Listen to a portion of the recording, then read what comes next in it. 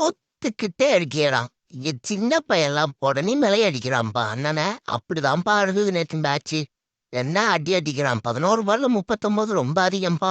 நீ 4 அடிச்சா கூட பரவாயில்லப்பா, ஃபீல்ட் செட்டை மாத்தலாம். 6 அடிச்சா எங்கப்பா ஃபீல்ட் செட்டை மாத்துறது? காட்டடி அடிக்கிறான்டா அவன். சை, அவன்கிட்டயே மேட்ச் முடிஞ்சிருச்சு என்ன பொறுத்த வரையும். அதுக்கப்புறம் ஸ்ரேயஸ் ஐயர் வந்தாரு, அது வேற கதை. ஆனா பவர் பிளேல 2 ஓவருக்கு 40 ரன்லாம் ரொம்ப ரொம்ப அதிகம்ப்பா. ஆனா அவங்க அடி அடிச்சத பார்த்தா நம்ம இன்னும் ஒரு 20 ரன் எச்சா எடுத்திருக்கணும். எங்க மிஸ் ஆச்சுன்னே எனக்கும் தெரிய மாட்டேங்குது. சஞ்சு வேற தடவுற அப்படி.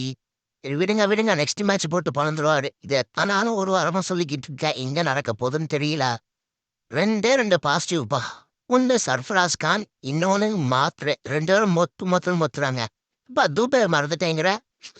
ஒரு கொஞ்சம் ஆரம்பத்துல 12 பால் 12 ரன் அடிச்சிட்டாப்படி.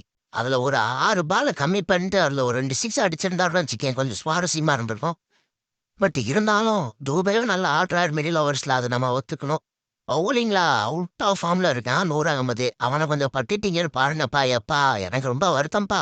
ராகுல் சகரம் வந்தா அவனையும் போட்டு பொழந்துட்டாய்ங்க.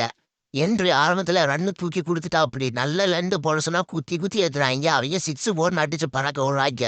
வெளியில அகமது மட்டும்தான் நல்லா போட்டுக்கிட்டு இருந்தான். ஆனா அவனே முடிச்சு விட்டாங்க. சரி, ஓகே, முடிஞ்சது முடிஞ்சு போச்சு. பாசிட்டிவோட திங்கிங்கா போனப்பா எல்லாம். சுத்தம் கொஞ்சம் ரன் அடிக்க பாடுற அடுத்த மேட்ச்ல இருந்து. ஓகே, கான்ஃபிடண்டா இருங்க. நாளைக்கு நம்ம ஆர்சிபி கூட மோதுறோம். என்ன நடக்க போகுதோ எப்பா, கொஞ்சம் கமெண்டாச்சும் பண்ணிட்டு போங்கப்பா.